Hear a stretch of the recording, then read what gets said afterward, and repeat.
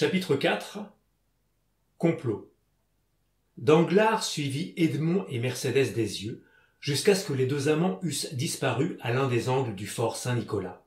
Puis, se retournant alors, il aperçut Fernand qui était retombé pâle et frémissant sur sa chaise, tandis que Caderousse balbutiait les paroles d'une chanson à boire. « Ah ça, mon cher monsieur, dit Danglars à Fernand, voilà un mariage qui ne me paraît pas faire le bonheur de tout le monde. Il me désespère, dit Fernand. Vous aimiez donc Mercédès? Je l'adorais. Depuis longtemps, depuis que nous nous connaissons, je l'ai toujours aimée. Et vous êtes là à vous arracher les cheveux, au lieu de chercher remède à la chose. Que diable! Je ne croyais pas que ce fût ainsi qu'agissaient les gens de votre nation. Que voulez-vous que je fasse? Demanda Fernand. Et que sais-je, moi? Est-ce que cela me regarde? Ce n'est pas moi, ce me semble, qui suis amoureux de mademoiselle Mercédès, mais vous. Cherchez, dit l'Évangile, et vous trouverez. J'avais trouvé déjà. Quoi? Je voulais poignarder l'homme, mais la femme m'a dit que, s'il arrivait malheur à son fiancé, elle se tuerait. Bah, on dit ces choses-là, mais on ne les fait point. Vous ne connaissez point Mercédès, monsieur. Du moment où elle a menacé, elle exécuterait. Imbécile, murmura Danglars. Qu'elle se tue ou non, que m'importe, pourvu que Dantès ne soit point capitaine. Et avant que Mercédès ne meure, reprit Fernand avec l'accent d'une immuable résolution, je mourrai moi-même. En voilà de l'amour, dit Caderousse d'une voix de plus en plus avinée. En voilà où je ne m'y connais plus. Voyons, dit Danglars, vous me paraissez un gentil garçon, et je voudrais, le diable m'emporte, vous tirer de peine, mais... Oui, dit Caderousse, voyons. Mon cher, reprit Danglars, tu es aux trois quarts ivre. Achève la bouteille, et tu le seras tout à fait. Bois, et ne te mêle pas de ce que nous faisons. Pour ce que nous faisons, il faut avoir toute sa tête. Moi, ivre, dit Caderousse. Allons donc. J'en boirai encore 4 de tes bouteilles, qui ne sont pas plus grandes que des flacons d'eau de Cologne. Père Pamphile, du vin. Et pour joindre la preuve à la proposition, Caderousse frappa avec son verre sur la table. « Vous disiez donc, monsieur ?» reprit Fernand, attendant avec avidité la suite de la phrase interrompue. « Que disais-je? Je ne me le rappelle plus. Cet ivrogne de Caderousse m'a fait perdre le fil de mes pensées. »« Ivrogne tant que tu voudras, tant pis pour ceux qui craignent le vin, c'est qu'ils ont quelque mauvaise pensée, qu'ils craignent que le vin ne leur tire du cœur. » Et Caderousse se mit à chanter les 2 derniers vers d'une chanson fort en vogue à cette époque.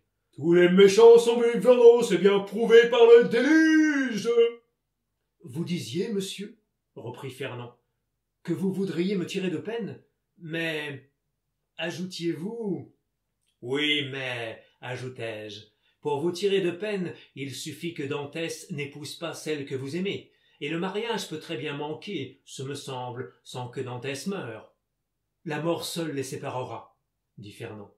Vous raisonnez comme un coquillage, mon ami, dit Caderousse. Et voilà Danglars, qui est un finaud, un malin, un grec, qui va vous prouver que vous avez tort.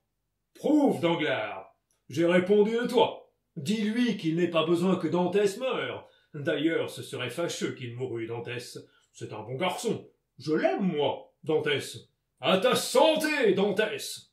Fernand se leva avec impatience. Laissez-le dire, reprit Danglars, en retenant le jeune homme. Et d'ailleurs, tout ivre qu'il est, il ne fait point si grande erreur. L'absence disjoint tout aussi bien que la mort, et supposez qu'il y ait entre Edmond et Mercédès les murailles d'une prison. Ils seront séparés, ni plus ni moins que s'il y avait la pierre d'une tombe. Oui, mais on sort de prison, dit Caderousse, qui, avec les restes de son intelligence, se cramponnait à la conversation. Et quand on est sorti de prison et qu'on s'appelle Edmond Dantès, on se venge. Qu'importe, murmura Fernand. D'ailleurs, reprit Caderousse, pourquoi mettrait-on Dantès en prison? Il n'a ni volé, ni tué, ni assassiné. Tais-toi, dit Danglars. Je ne veux pas me taire, moi, dit Caderousse. Je veux qu'on me dise pourquoi on mettrait Dantès en prison. Moi, j'aime Dantès. À ta santé, Dantès. Et il avala un nouveau verre de vin. Danglars suivit dans les yeux atones du tailleur les progrès de l'ivresse, et se retournant vers Fernand, Eh bien, comprenez-vous, dit-il, qu'il n'y avait pas besoin de le tuer? Non, certes, si comme vous le disiez tout à l'heure, on avait le moyen de faire arrêter Dantès, mais ce moyen, l'avez-vous? En cherchant bien, dit Danglars, on pourrait le trouver. Mais de quoi diable vais-je me mêler là? Est-ce que cela me regarde? Je ne sais pas si cela vous regarde, dit Fernand en lui saisissant le bras.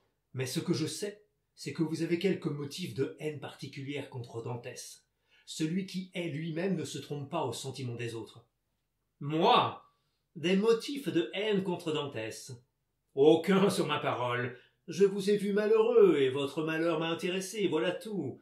Mais du moment où vous croyez que j'agis pour mon propre compte, adieu, mon cher ami, tirez-vous d'affaire comme vous pourrez. Et Danglars fit semblant de se lever à son tour. Non pas, dit Fernand, en le retenant. Restez. Peu m'importe, au bout du compte, que vous en vouliez à Dantès, ou que vous ne lui en vouliez pas. Je lui en veux, moi. Je l'avoue hautement. Trouvez le moyen, et je l'exécute, pourvu qu'il n'y ait pas mort d'homme, car Mercédès a dit qu'elle se tuerait si l'on tuait Dantès. Caderousse, qui avait laissé tomber sa tête sur la table, releva le front, et regardant Fernand et Danglars avec des yeux lourds et hébétés, « Tuer Dantès, dit-il. Qui parle ici de tuer Dantès? Je ne veux pas qu'on le tue, moi. C'est mon ami. Il a offert ce matin de partager son argent avec moi, comme j'ai partagé le mien avec lui. Je ne veux pas qu'on tue Dantès. Et qui te parle de le tuer, imbécile? Reprit Danglars. Il s'agit d'une simple plaisanterie. Bois à sa santé, ajouta-t-il en remplissant le verre de Caderousse, et laisse-nous tranquilles. Oui, oui, à la santé de Dantès, dit Caderousse en vidant son verre. À sa santé, là. Mais le moyen, dit Fernand. Vous ne l'avez donc pas trouvé encore, vous? Non, vous vous en êtes chargé. C'est vrai, reprit Danglars. Les Français ont cette supériorité sur les Espagnols, que les Espagnols ruminent et que les Français inventent. Inventez donc alors, dit Fernand avec impatience. Garçon, dit Danglars, une plume, de l'encre et du papier. Une plume, de l'encre et du papier? Murmura Fernand. Oui, je suis agent comptable. La plume, l'encre et le papier sont mes instruments, et sans mes instruments, je ne sais rien faire. Une plume, de l'encre et du papier, cria à son tour Fernand.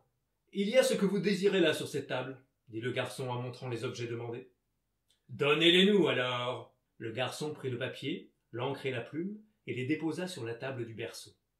Quand on pense, dit Caderousse en laissant tomber sa main sur le papier, qu'il y a là de quoi tuer un homme plus sûrement que si on l'attendait au coin d'un bois pour l'assassiner. J'ai toujours eu plus peur d'une plume, d'une bouteille d'encre et d'une feuille de papier que d'une épée ou d'un pistolet.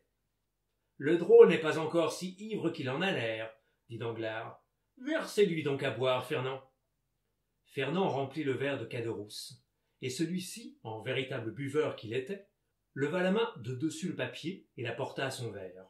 Le Catalan suivit le mouvement, jusqu'à ce que Caderousse, presque vaincu par cette nouvelle attaque, reposa ou plutôt laissa retomber son verre sur la table. « Eh bien, reprit le Catalan, en voyant que le reste de la raison de Caderousse commençait à disparaître sous ce dernier verre de vin. « Eh bien, je dirais donc, par exemple, reprit Danglars, que si, après un voyage comme celui que vient de faire Dantès, et dans lequel il a touché à Naples et à l'île d'Elbe, quelqu'un le dénonçait au procureur du roi comme agent bonapartiste...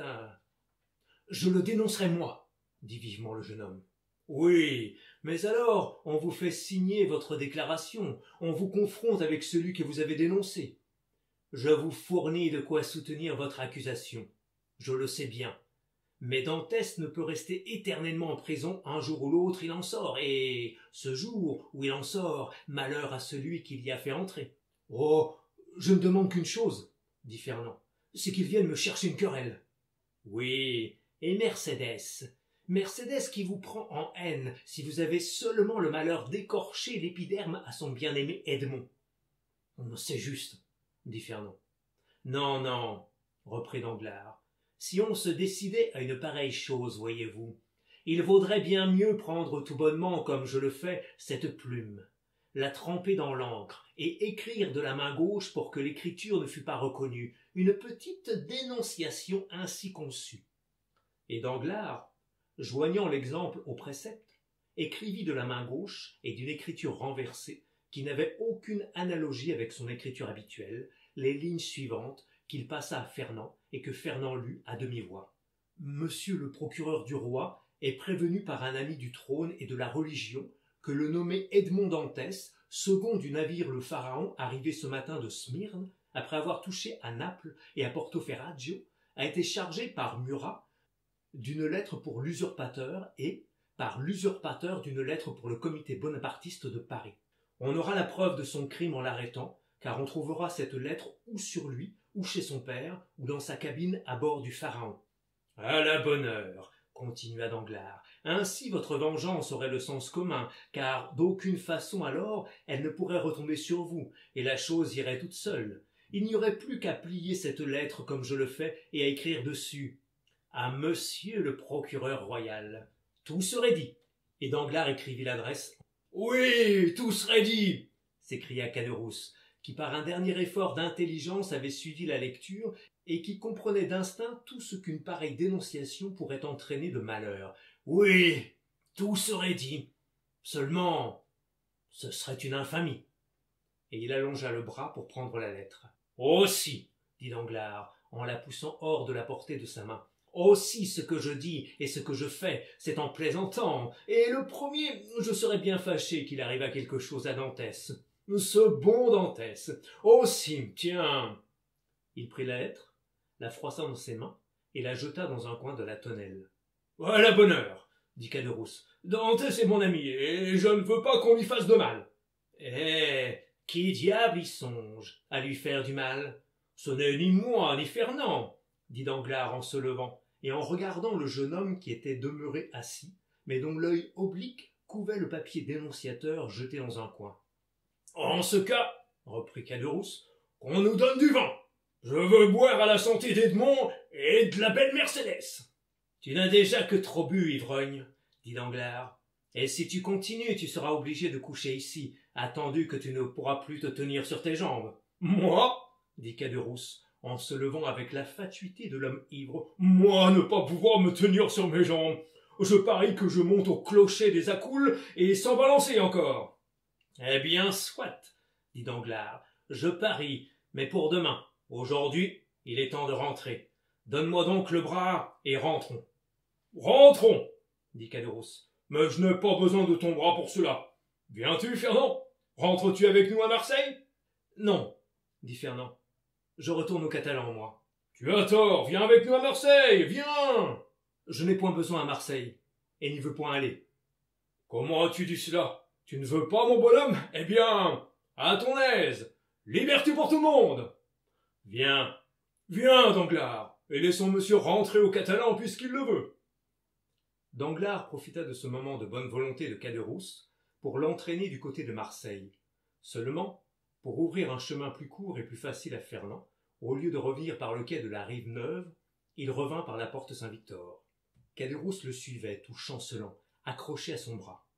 Lorsqu'il eut fait une vingtaine de pas, Danglars se retourna et vit Fernand se précipiter sur le papier qu'il mit dans sa poche.